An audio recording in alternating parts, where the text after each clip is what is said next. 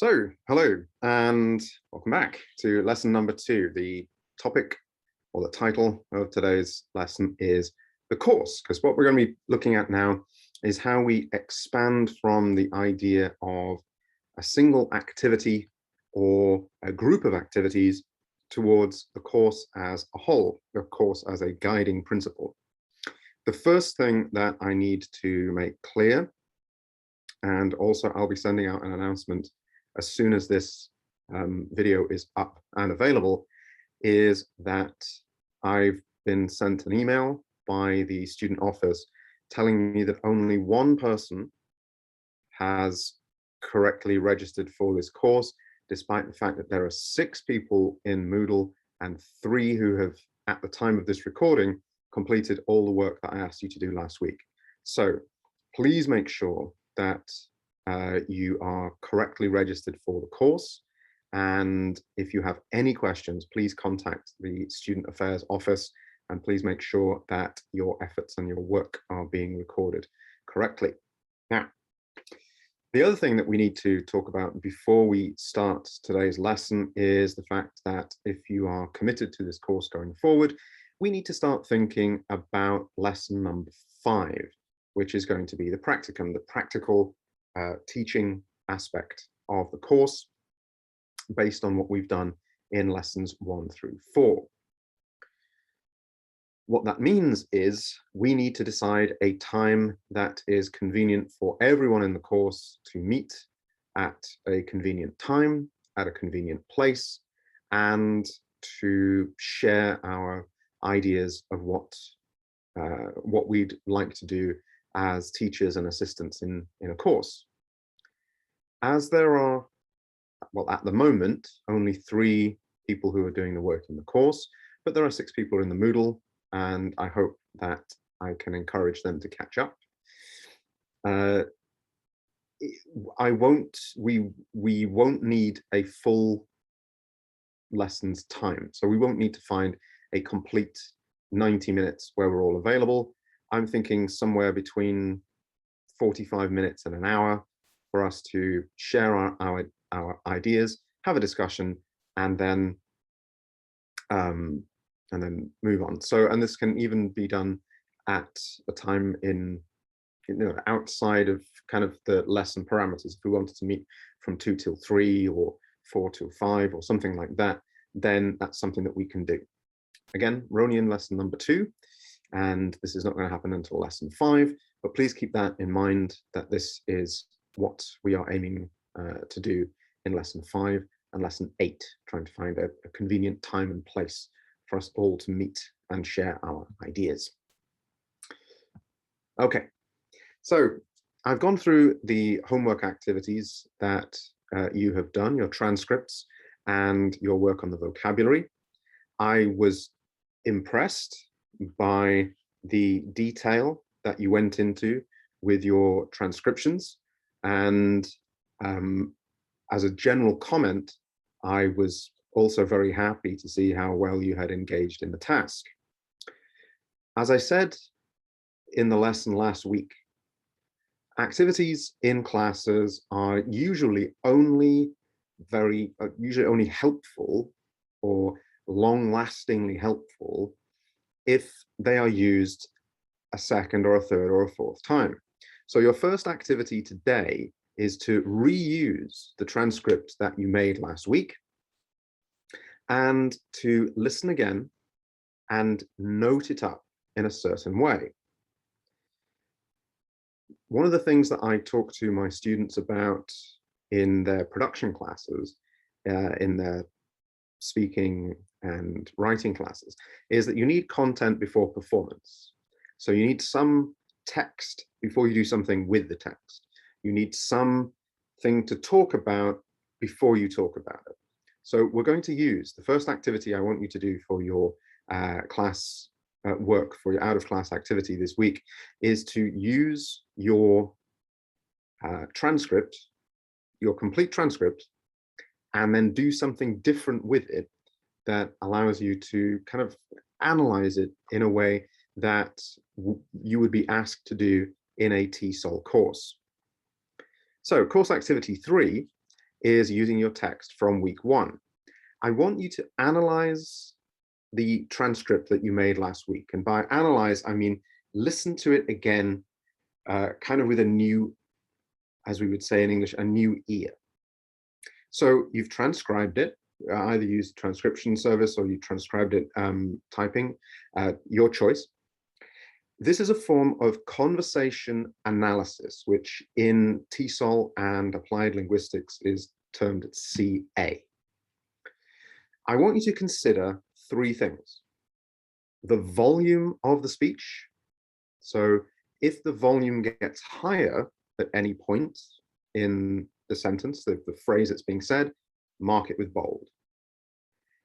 If the person puts additional stress or pauses and makes a clear distinction of one thing, then I'd like you to use italics.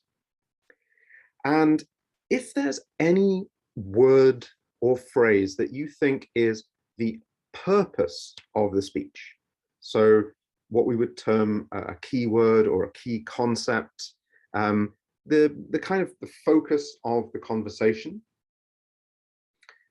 the thing that you're talking about. I don't want to bring up any specific examples from the transcripts that I've read, but if, for example, you were talking about a specific movie that you had watched, anything that is connected to the movie itself, underline it.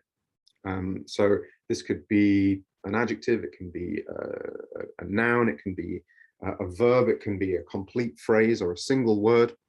But I'd like you to identify what you think are the key points of the conversation, because what we're going to be looking at in today's lesson is how we can analyze spoken text in order to get a better outcome in a class. Okay, so that, and I'll just put up, and that is also in the document I'm sharing with you here. What I would like you to do, and I'll note it here, but it's also mentioned in the document, leave the text from week 1 in the week 1 document. Leave that one where it is for me to take a look at. But copy and paste the transcript into the week 2 document, and then add the bold, italics, and underline of it. So again, if there's higher volume, bold. If there is more stress, or if someone makes a point of emphasizing that word or phrase, italics. And then if you think that there are any keywords or phrases that are related to the point of the conversation, then please underline them. But leave the text that you made for week 1 in the week 1 document, copy and paste over to week 2, and then do any of your marking up there. So here's the question that you might be having. And I did this at the start of the lesson so that we can get this point out of the way. Why do this? Essentially, what is learned about language teaching from language analysis? And as I made a point of last week, it's not true just of English, but it's true of any kind of language teaching. Why would you take a step back and analyze the text that is being used? It may seem fairly obvious, but there is a science behind it. The idea is that all language is a form of coding our behavior. And one of the ways of looking at this was a Nobel Prize winning concept known as the heuristic.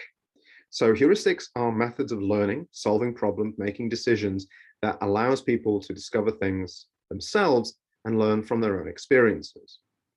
This is very important when it comes to thinking about how to plan an entire course of activities, not just for language, but for any topic that you're trying to teach, because our experience helps us to understand what's going to come next.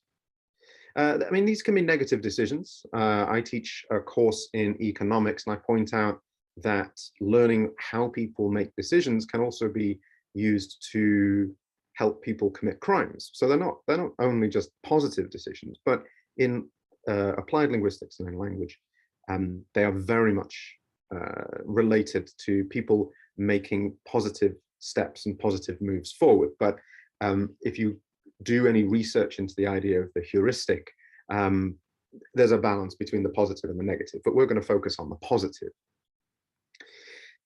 These were concepts that were popularized in economics. This is something that's been clear in psychology, and these two gentlemen here were mathematical psychologists from Israel, Amos Tversky and Daniel Kahneman. But what they moved into was the area of behavioral economics. I always point out that economics is not about money, it's about making decisions. Now, it can be related to money, but it's oftentimes related to how people see you and how you feel about yourself in the decisions that you make. So, if you're interested in any of their work, these are some references that I would recommend you take a look at. And you'll note that their key publications go far as back as almost as old as I am, but also up to something fairly recently. Unfortunately, Amos Tversky passed away from cancer in the 90s, but Daniel Kahneman continued on and won the Nobel Prize in economics.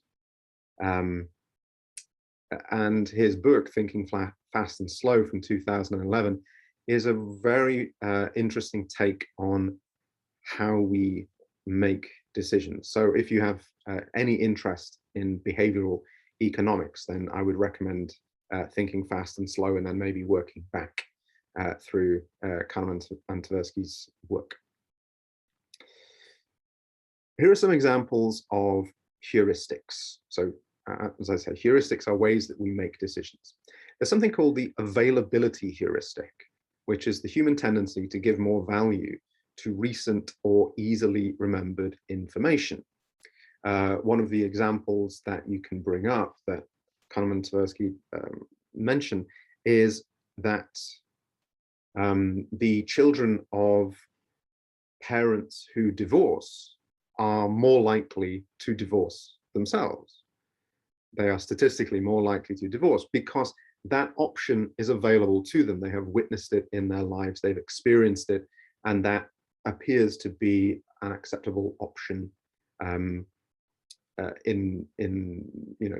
their own behavior. Whereas children of parents who did not divorce are less likely to divorce because they've not experienced it.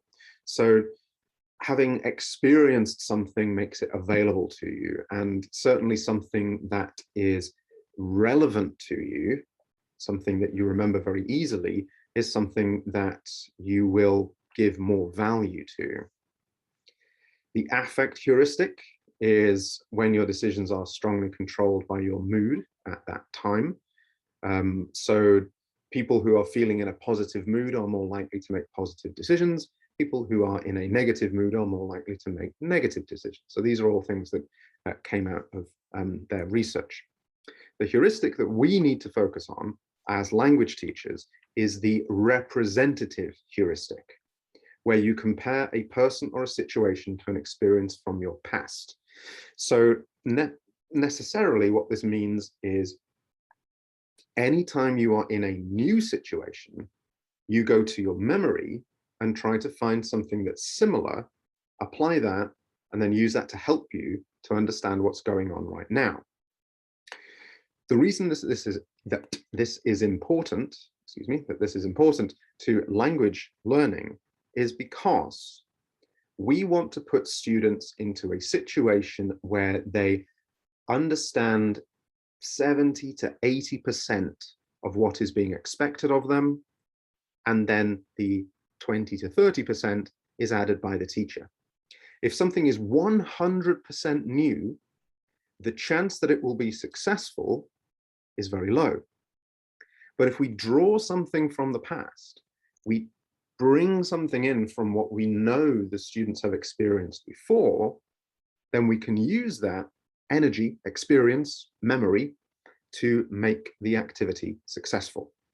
And this is where the idea of course design comes from, because something that is entirely new must be designed from zero.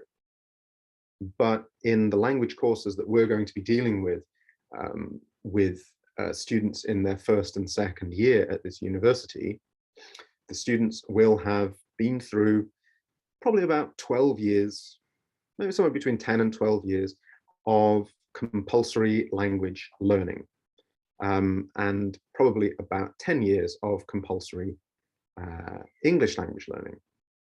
So we have a lot of experience to draw on to help us in our construction of a course, and we have to use that. I'll take this quote from Halliday and Hassan, 1985. How do we explain the success with which people communicate? The short answer, I shall suggest, is that we know what the other person is going to say. We always have a good idea of what is coming next, so we are seldom surprised. Take a moment to think about that concept. We know as humans how we interact. We know 90% predictability of whatever you say, the thing that's going to come back. So when something that comes back is not expected, that's where confusion and difficulty arise. Now you can get over that through negotiation, asking questions. What did you mean? Can you repeat that? Or paraphrasing it, did you mean, and repeating the thing back that you think that they said. But we work on this representative heuristic psychological idea that whatever you say, you are quite sure the type of information that's going to come back. And if that information doesn't come back, then that's when you need to start negotiating in order to make the conversation correct. I've included in the Moodle course a very short scene. It's only a couple of minutes from a movie that I always go to as an example of how this heuristic doesn't quite work, because when you get people from different cultures, although there are obviously historical inaccuracies throughout the movie, the way that it is written and the way that it is acted, particularly by Watanabe Ken and other Sanada Hiroyuki and other actors, is fantastic, because there are so many times in the movie where what is expected to happen doesn't happen, and there's a sense of disappointment and confusion and stress, and in some cases violence, because of these problems. And the first one comes up on the point of a conversation. So the Tom Cruise character Nathan Algren goes to speak to Katsumoto, and he expects to be told everything that is happening. Why am I being held here? Why am I being kept here? Why am I a prisoner here? Who is this person? And Katsumoto just wants to have an initial interaction with him, probably to establish a power dynamic, he being the head of the village and Algren being his prisoner. But what he says to him is, when he turns up, he tells him his name, and Algren doesn't tell him his name. He doesn't work within the paradigm of the conversation. And he repeats and repeats until Algren will tell him his name and his rank. And then he says at the end of the interaction, I have told you my name, you have told me yours. This has been a good conversation. So as their relationship develops, of course, the interactions become smoother because they expect from each other the same. They know what to expect from each other in the interaction. I use this as an example because when you are trying to think about an entire course that could be stretching 15, 16 weeks of a semester, you have to try and think about where you're trying to get to and how you can start that journey without pushing or pulling the students too far before they are ready. And I call this expectation from representation. So if you are the teacher in the class, the expectation is from your position that you know what you're doing, why you're doing it, how you're going to do it. And when you represent that, when you demonstrate that to the students, then everything calms down. If you don't know what you're doing, you don't know why you're doing it, and you don't know how you're going to do it, then it just creates a great deal of confusion. And this is an example of this representative heuristic. So it's why your understanding of the course as a whole is very important. Okay, so I've included this diagram on the worksheet as well. So here it is. And it is an example of what's called systemic linguistics. Now, this is not the underpinnings of the course, but it is a graphical representation of how people plan, or how teachers plan their courses. Excuse me. So there are various things that are included. So there are various levels. So of course, last week we talked about individual activities. When you're expanding that to the length of a course, you have to decide various factors. So ideational. So what is the idea behind the course? Interpersonal. How are the people in the course going to connect with each other? So this is teacher to student, student to student, and in the courses that we're planning, student to assistant, assistant to teacher, teacher to assistant. So these are ways that we have to think. And then textual. So text in this case doesn't just mean written text. It also includes spoken text, and it's not just things on a page. It's forms of conversation, forms of discussion, debate, things like that. Then you start to work from the outside in. So we have genre registered, discourse, semantic, lexicogrammatical, and phonological graphical. So the genre is what is the type of course that what is the type of interaction? Obviously, a taught course in a classroom. The register generally being teacher authoritative or assistant authoritative, student with some agency. You break it down to the next level, discourse semantic, what is being said? So who is saying it?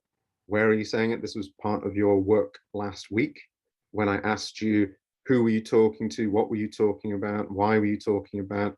Why were you talking about? Where were you talking? These are the things that give you the information, the context of it. Lexicogrammatical, you break it down just to the sentence level of the thing that is being spoken. And then phonological graphical, how is it being spoken? I include this not because I expect you to use systemic linguistics or that the courses use systemic linguistics, but when you're thinking about everything or you're thinking on anything on the level of a course, these are the decisions that you need to be making about how you're going to deal with this interaction. How are you going to make sure that the students get the most out of the interaction that you're having right now? Just another note on systemic linguistics. And the reason why, someone asked me whether this is whether there's the possibility of receiving TESOL certification from this course. The level of the graduate level of TESOL qualifications requires such activities like this to break down. This is beyond conversational analysis that I'm asking you to do for your first activity in this class, to break it down to these levels of almost mathematical analysis. That's not something that we can cover in an 8-week course, but the end product of looking at things holistically like this is being able to analyze conversations in a very exact manner. So if that's something you're interested in, please let me know. I do have some background in that, and I certainly have colleagues who are much better at this. But it's the way of, this is the absolute, lexico-grammatical, right on this edge of the phonological graphical area here. But when you're thinking about things in terms of the course, there are many, many different macro and micro decisions of what you're going to say, how you're going to say it, and most importantly, why. So to give you a clear example of this, and then to set you another task to do from this week's lesson, is the concept of IRF, which is the initiate, respond, feedback model. Now, this does scale.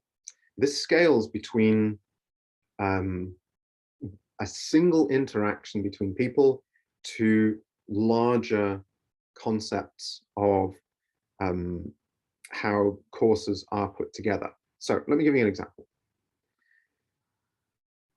2 people, A and B. One person says, "How are you today?" The next person says, "Fine, thanks. How about you?" And the other person says, "I'm fine. I'm doing well. Thanks." Okay, so it's that idea, that expectation, when A says, "How are you today?" then they expect what B is going to say, and they're already with the response of, "I'm doing well, thanks." Okay, so this is a very simple example. If you break it down systemically, what's happening here is a question, an answer, an appreciation, what we call a pass, and then another answer and an appreciation. So, how are you doing today? Fine, being the answer. Thanks, an appreciation, some emotional connection to the person who's asking it. The pass back to the other person. I'm doing well, being the answer. Appreciation, thanks. Thank you and thank you are mirroring each other. And this is something that tends to happen in close communication. Or, and it might sound strange, but appreciations, like thank you, are more likely to happen between people who don't know each other. Because in that kind of low context interaction where the people don't know each other, it's more likely that the people will give each other appreciations because they want to create a good atmosphere in the conversation. They want to create a positive connection between themselves and the other person who is speaking. If the conversation went something like this, "How are you today?" and then the other person said, "Fine," it's not giving anything else apart from rebooting the conversation. They'd have to say something else. If they don't get the "how about you," if they don't get what we call the pass, then they'd have nothing else to say. Either the conversation dies or they have to reboot it with a new question. So one of the things in productive communicative classes, what you're trying to do is make sure that the students are taking their responsibilities seriously. So They are thinking about the question they're going to ask. They're going to be serious about listening to what the other person says and trying to find something that connects with it. The other person, who is the recipient of the question, is trying to find a way, an opening for the other person to have something to ask them about. So if it is a slightly extended, but again, very simple representation of the IRF framework. How are you today? Fine, thanks. How about you? I'm doing well, thanks. Are you coming to the game later? Ah, so we have a new piece of information that's been put in there, a new question, keeping the conversation moving forward. I'm thinking about it. Check again with me later. Will do. Okay. So very short, only 5 lines, but already we can analyze this as being two people who A, know each other, B, have a shared interest, the game, and C, are interested in meeting and talking with each other again. So using the representative heuristic, we can say that these people are ready to talk to each other, they like each other, they want to have further conversations, and they are demonstrating it through the way that they're using the IRF framework to make the point. Of course, this is not exclusive to English, it's not exclusive to any language at all, but when you're planning any kind of course of study, you need to be able to know exactly what is available to the students. What is the thing that, or the things that they are able to do that is going to match the ideas, the concepts, the activities, and the goals that you're going to put into a course. IRF creates a feedback loop. So this is also known as, or as I tell it to my students, have you ever noticed that some people have better quality conversations than others? In conversational TESOL methodology, output is key. You want to encourage greater output to give all people in the conversation as much information as possible to keep the loop going. So the more information that you can give, the bigger the loop becomes. And it makes it easier to bring in people from other places. So just going back to this one here, talking about the idea that there's a game going on. Well, we assume that both of them, both the people in this conversation, are interested in the game. Could be a volleyball game, could be a soccer game, basketball, rugby, we don't know, but they know. So it's giving us some information that there's something going on between these two people, that they have a good conversational shorthand. It also suggests that other people might be connected to this, other people might be involved. So, excuse me. So they are, they know about the game, they've talked about the game before, probably. They know when it is, but they haven't decided yet. So B hasn't decided yet where they're going, but keep in touch and they might go together. So there's a lot of things that we can take out of this very short interaction from our experience of similar conversations we've had with our friends and our colleagues, that we can analyze it and understand what's going on. So here is an example of very simple systemic linguistics. A conversation might look like this. Now, I'm just going to whip back to this, okay? What I just showed you was a string of types of interaction.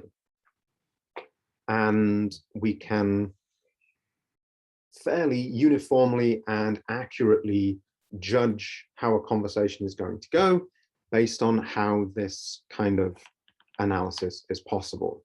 So this is the notation.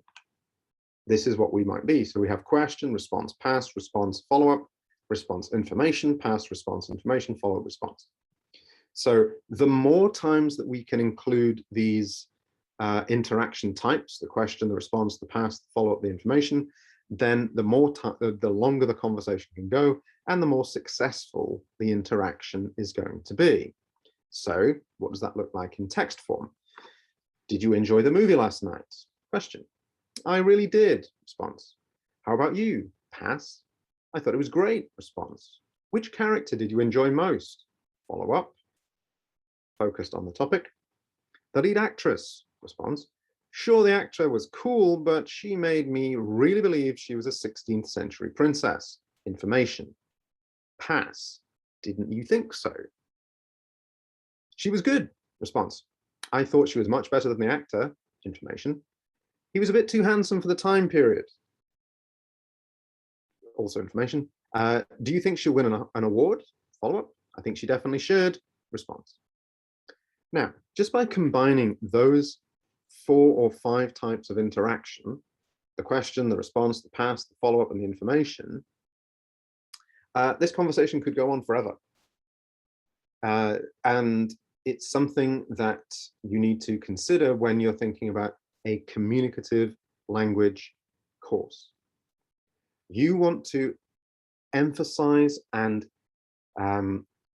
increase the number of opportunities for students to do these things, to question each other, to listen carefully, to respond correctly, to give further information, to follow up on what their friend has said, and to pass the information on to somebody else. Could be 2 people, could be 3 people, could be 4 people in a group. This allows the input response feedback loop to continue almost indefinitely. So the pattern allows you to plan for your course activities. Students will rarely be confused by the in-class activities if they are correctly prepared. And please take an old lawyer's advice. You never ask a question if you don't know the answer. So if you're in court and you want to get the information that you want, then you ask a certain question, you will get a certain answer. The translation, of course, never plan an activity if you cannot predict the outcome. So use the information that's available to you about the students, about what they know, to plan the activity that you want to do in the classroom that day. And the simplest advice that you can give to students is always be adding something, always be giving them some more information. I have an activity in my classes that's called +2. So anytime someone asks you a question, you answer the question and you give 2 pieces of information. So they ask you, how was your day yesterday? And the person says, it was great. I completed all my work early and I went out for dinner with my friend. Okay, so already we have 2 further pieces of information to talk about: the work that you did and the dinner that you went on. So always be adding, and +2 is a good idea. And then you can always extend it to +3, +4, etc., etc. This comes to the point that I want to make in today's lesson, which is development, of course, comes through observation and analysis. Always you can do better. So anything that you do in the class, anything that you do in your course can be made better. The questions you should ask yourself are, what did I intend and why? What were the outcomes? Why? Was it good? Was it bad? 60-40, 70-30? On balance, was it better than I thought? Was it worse than I thought? Why? And then, how might I do it differently or better next time? So if it was great, you might want to do it exactly the same. But even if it was great, you might want to do it differently because you think there's more that you could get from it. If it didn't go well, then what could you do better? And always asking yourself the question, why? What did you observe? Now, in applied linguistic and TESOL research terms, this is called action research. You self-observe, you self-evaluate, and then you make changes. You can change it because it wasn't good, or you can change it because it was good and you think it can be better. So action research in this sense doesn't mean that, that anything went bad. It could have been perfect, but you never want to think that exactly the same outcome will come from doing the same thing in a different situation. You always want to judge, who am I working with? What is the goal? And does this work in the same way?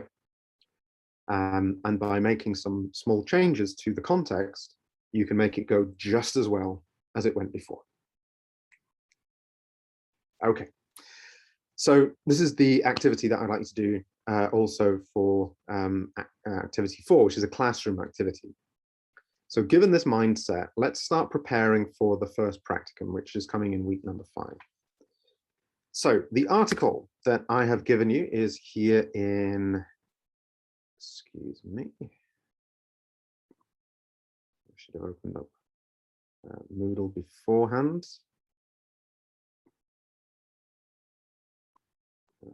Okay.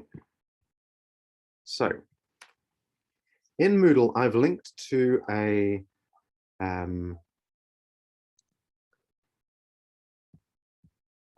article that I was reading a little bit back because I was thinking about the concept of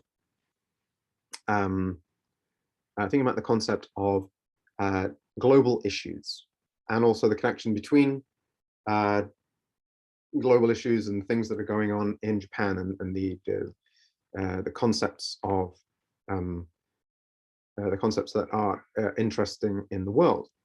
And so I was actually looking at veganism, and I took a look into that, and on the BBC I found an article about Wagyu beef and the Wagyu Olympics that were going on in Miyazaki, which is a place where I've lived for 5 years. Very, very nice place. And I thought, well, this would be an interesting article for people to take a look at as a teaching activity. So based on the contents of this as an article, what would you have the students do with it? Consider this a flipped classroom activity. Now, I included, I don't have it available to me right now, but I included in our shared folders an article by a colleague of mine called Joseph Vitter on the idea of a flipped classroom. So the idea of a flipped classroom is that students do all of the reading and listening activities outside the class, and they do all the speaking and writing activities inside the class. So the students that you've assigned this article to read out of the class assignment. So just assume that they have read this article, and any of the vocabulary, any of the concepts that are in it, they've already checked, and they've come ready to discuss or use this article in a way that you have decided. So all of the types of small single item language activities, they've all been done. They know all the vocabulary, they know all of that information, they're fine with it. So consider that this is flipped. You assume they understand most of the content, and they've checked any of the vocabulary they don't know. What activity or activities would you plan for the class to extend their understanding of the topic and the language used in it? Now, let's take a look at the OneDrive. Should be available to us here. There, okay, there we go.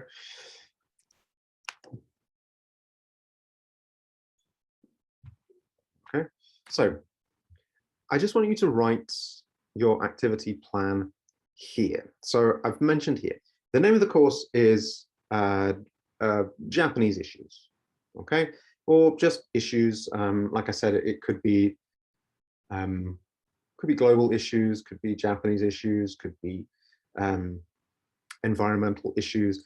But think about it as being like a fairly wide, kind of widely defined course.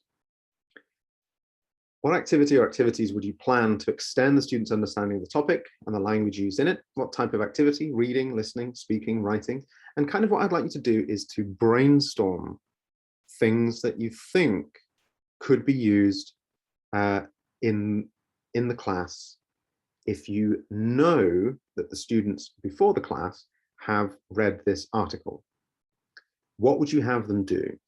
Do you have any ideas of whether it would be a speaking activity? What would you have them do? Would it be a writing activity? What would you have them do? Would it be is there another listening activity that you can do? What you want to do in a flipped classroom is make sure that you're kind of extending and building on what they already know. And also the fact that because they're bringing this information into the classroom, you already have something that is, as we've talked about previously in this lesson, something that is available to them. So they have an expectation of what they're going to be doing because they've done the work before. They've read the article, they expect they're going to use it. You then get to use that, that available energy in order to get them to do something. Now, if you list up just 2 or 3 things, that's fine, but just open your mind to the idea of what you could do with knowing that the students come into the class, they've looked at the article, they've read it, they've understood it, they've checked all the vocabulary, they're ready to go. What could you do with it? What other materials could you bring in to kind of activate this information? And above all else, we're trying to make it as communicative as possible. So I'd be very interested to see what kind of activity plan. And please feel free to write in, to be as inventive as you want.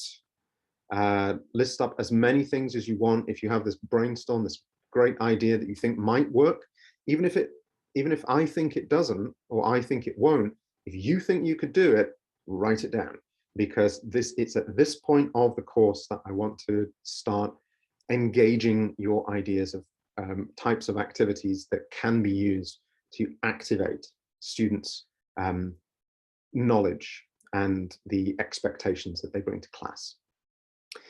Okay, so I think I've spoken for long enough at this point.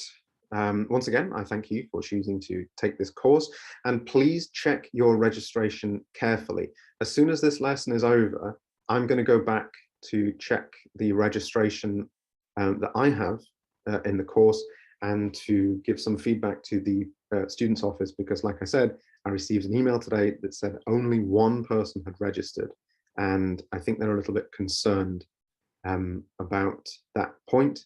But as far as I'm concerned, there are 6 people who are registered in Moodle, and I've received work from 3 people already. So we're going forward with the course, and but we need to make sure that you check your registration to make sure that you are that you're correctly connected where you should be. So I will be putting this, I'll be sharing this document with you in our shared folders very, very soon.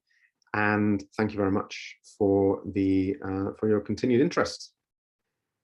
The final thing, as I said, we need to make a decision fairly soon about when and where we are going to meet in week 5, but we've still got 3 weeks to go. So just keep it in mind, and we'll try and organize that in the next couple of weeks. Thank you very much.